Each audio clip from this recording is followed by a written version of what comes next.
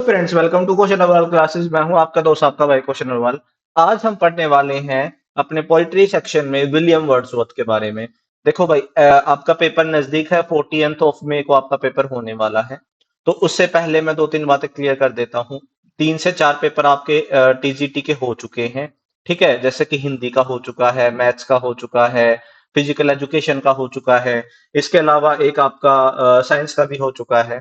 तो moderate paper आ रहे हैं, जैसे कि आपका हिंदी का पेपर हुआ और आपका मैथ्स का पेपर हुआ, वो इजी टू मॉडरेट था। और आपका ऑन द अदर एंड आपका जो साइंस का पेपर था या फिजिकल एजुकेशन का पेपर था, वो टफर साइड था। ठीक है, तो उनका एनालिसिस आपने कर लिया होगा, और नहीं किया है तो मैं उनका एनालिसिस कर दूंगा। उसमें मैं बिल्कुल भी आपको की बताने वाला नहीं हूँ। बहुत सारे यूट्यूब चैनल है कि आपको की बता देंगे। हम अपने इंग्लिश टीजीटी इंग्लिश को लेकर कि किस तरह का पैटर्न रहा है पेपर का, क्या एज पर द सिलेबस पूछा जा रहा है, या किस तरीके के जो क्वेश्चंस है ना वो उठाए जा रहे हैं, कहाँ किस एरिया से उठाए जा रहे हैं। जो सिलेबस था, क्या हिंदी जो आपका आपका लैंग्वेज का पेपर है, तो लैंग्वेज के पेपर को ध्यान में रखते हुए आगे आपको 10 से 12 दिन की स्ट्रेटेजी के बारे में हम डिस्कस करेंगे। ठीक है, वो कल आपको वीडियो मिल जाएगी।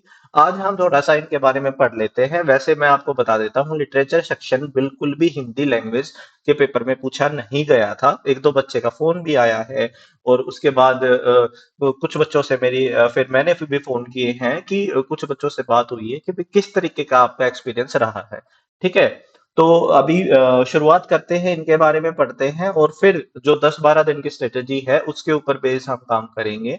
ठीक है, और आगे जो टेस्ट सीरीज होगी उसी के ऊपर बेस्ड होगा कि लिटरेचर सेक्शन, कुछ पेपर ऐसे होंगे जो लिटरेचर सेक्शन अगर अनएक्सपेक्टेडली ज्यादा पूछ लिया गया तो कैसे टैकल करना है। और मेरे भाई, जैसा नॉर्मल आपका पैटर्न हो उसमें ग्रामर और वैकैब ही ज्यादा आने वाली है।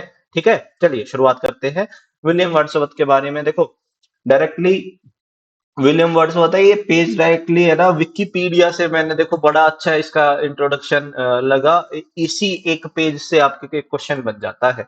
ठीक है, विलियम वर्ड्सवर्थ कब पैदा हुए? 7 अप्रैल 1770 को। 23 अप्रैल को इनकी डेथ हुई थी 1850 में। ये एक रोमांटिक पोइट थे, जिन्होंने रोमांटिसिज्म की शुरुआत की थी, यानी कि रोमांटिक एज की शुरुआत इन्होंने ही की थी। किसके साथ मिलके? एसटी कोलरिज के साथ मिलके। ठीक है, और किस वर्क से रोमांटिक पीरियड की शुरुआत हुई थी? इन 1798 लिरिकल बैलेड्स जो थे, इससे हमारे रोमांटिक पीरियड की शुरुआत होती है। तो सबसे इंपॉर्टेंट यही 4 लाइन है जो आपके पेपर में आ सकती हैं। इसके अलावा इनके सिर्फ आपको इंपॉर्टेंट वर्क्स पढ़ने हैं, उससे ज्यादा आपको डीप पढ़ने की जरूरत नहीं है। देखो, 4 से 5 लोग हैं जिनके आपको पढ़ने ही पढ़ने हैं, उनमें से एक ये है। ठीक है, अब इनका थोड़ा सा डिटेल डिस्कशन कर लेते हैं इनके बारे में। ठीक है, 7 अप्रैल 1770 को ये कोकरमाउथ नाम की जगह पे पैदा हुए थे, जो कहाँ है? सीनिक रीजन है कहाँ पे? इंग्लैंड में। और जहाँ पे जिसको क्या बोला जाता है? Lake district.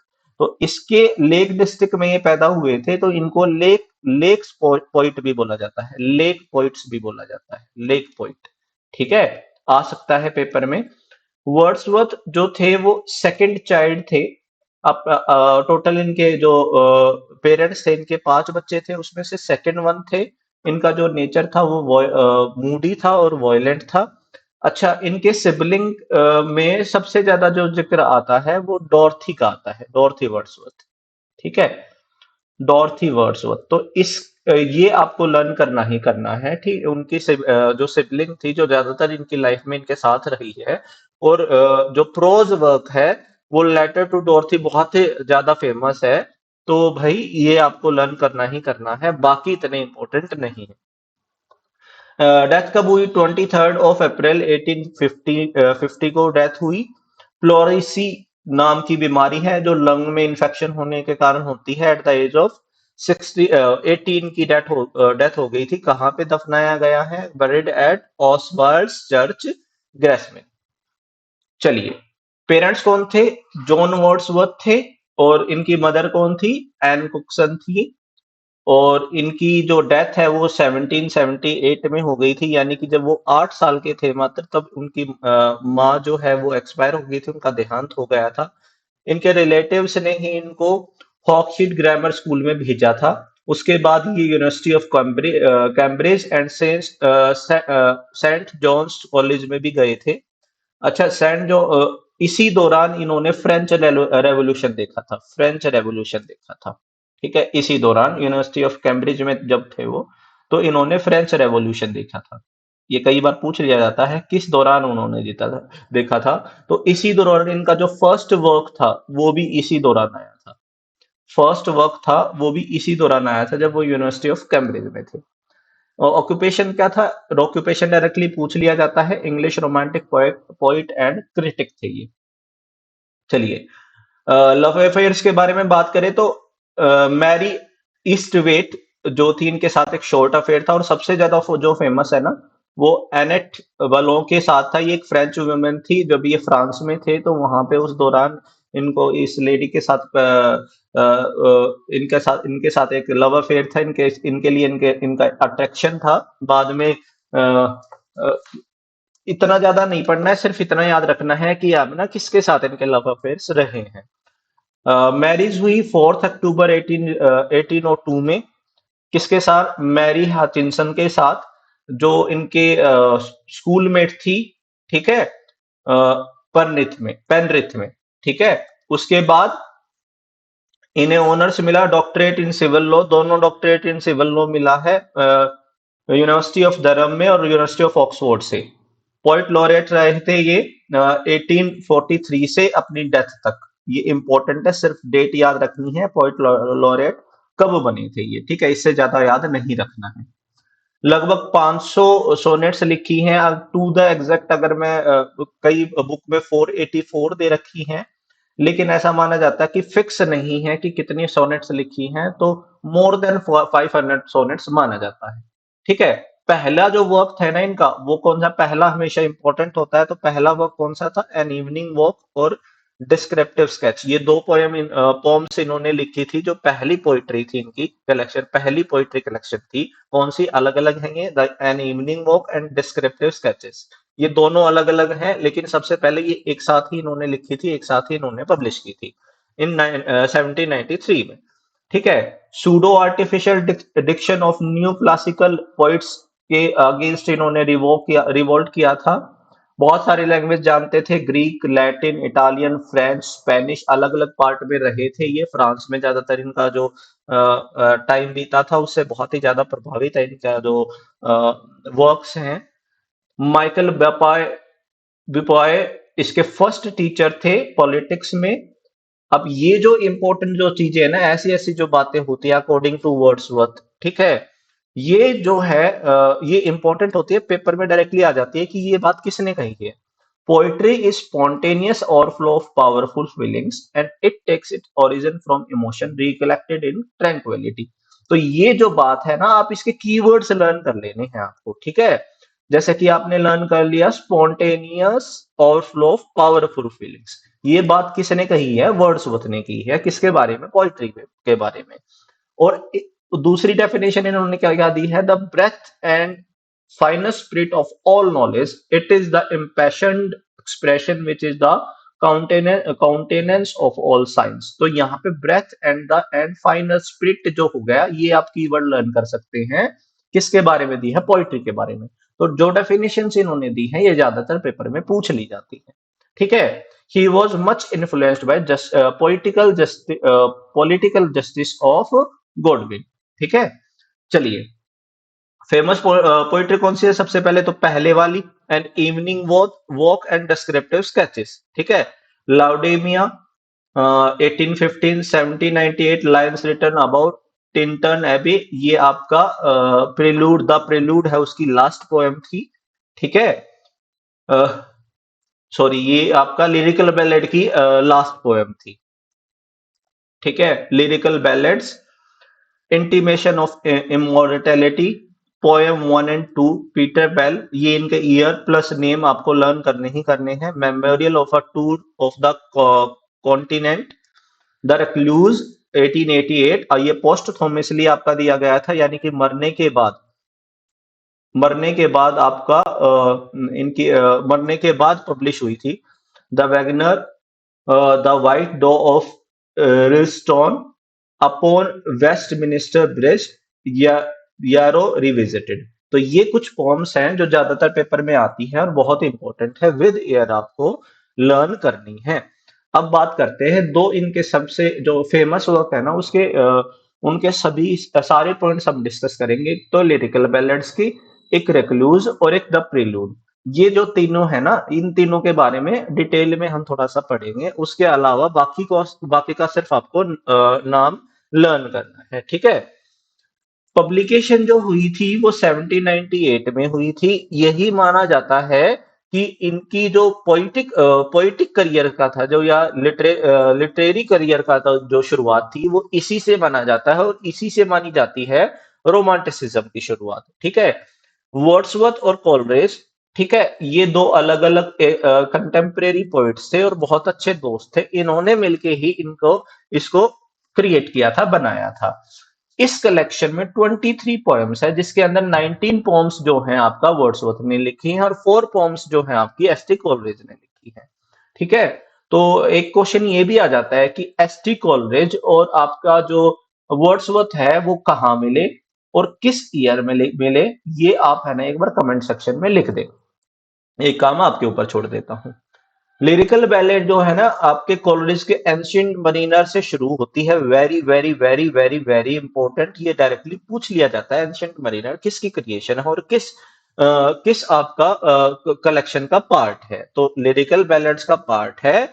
और बैलेड क्या होता है ये अच्छे से आपको समझा रखा है। बैलेड की अगर आपने नहीं देखी है वीडियो, जाके देख लीजिए। उसमें किस तरीके के क्या डेफिनेशन होती है, किस राइम्स की इनका यूज होता है, सब कुछ हमने समझा रखा है।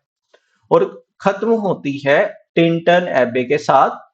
तो ये किसने लिखा है? वर्ड्सवर्थ ने। यही दोनों पेपर में आती है, इसके अलावा कुछ भी पेपर में नहीं आता है कि टिंटन एबे किसने लिखा है, एंशिएंट मरीनर किसने लिखा है। जो टिंटन एबे है उसका फुल टाइटल कई बार पूछ लिया जाता है। जब वो रिलीज की गई थी तो तब किस नाम से रिलीज की गई थी, तो वो थी line composed a few miles above Tinton Abbey on revisiting the banks of the Way during a tour। तो ये आपका टाइटल था टिंटन एबे का, ठीक है। अब लिरिकल बैलेड में जो 23 पोएम्स थी वो सारी की सारी मैंने आपके सामने लिख दी है। जो कॉलरेज की चार थी उनको लर्न कर लेंगे। बाकी सारी की सारी वर्ड्सवर्थ ने लिखी है, ठीक है। कौन कौन सी है?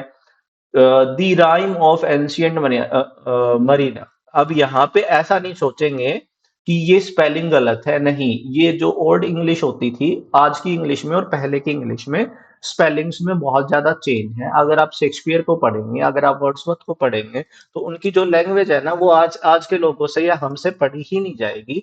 क्योंकि उस टाइम पे जो स्पेलिंग है, जो प्रोनाउंसिएशन है, उस टाइम से बहुत ज्यादा चेंज हो गया है। तो the rhyme of the ancient Mariner, यही उसकी एक्चुअल जो टाइटल था वो यही था, ठीक है। ये एस टी कोलरिज ने लिखी है। फोस्टर मदर्स टेल, ये भी कोलरिज ने लिखी है। Line left upon a seat in a yew tree which stands near the lake of Esthwaite, तो ये वर्ड्सवर्थ ने लिखी है। The nightingale, a conversational poem, ये कॉलरिज ने लिखी है। द फीमेल वेगरेंट, ये वर्ड्सवर्थ ने लिखी है। Goody Blake and Harry Gill, ये वर्ड्सवर्थ ने लिखी है।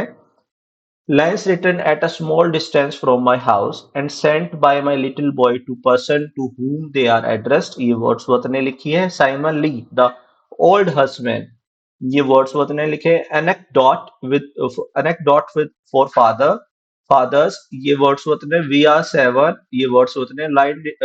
Lines written in early spring, ये भी वर्ड्सवर्थ ने लिखी है।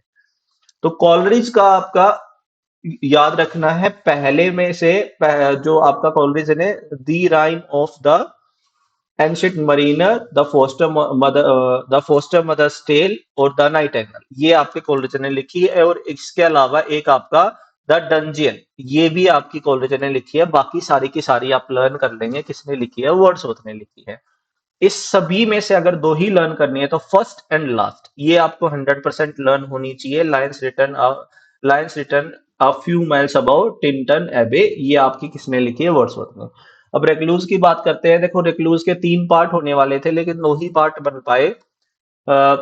वर्ड्सवर्थ ने सोचा था कि प्रेलूड बनाएंगे और एक्सकर्शन जो है वो रिक्लूज पोएम के पार्ट होंगे। ये एक लॉन्ग नरेटिव पोएम है, इसके अंदर नेचर, मैन और सोसाइटी के बारे में बात की गई है।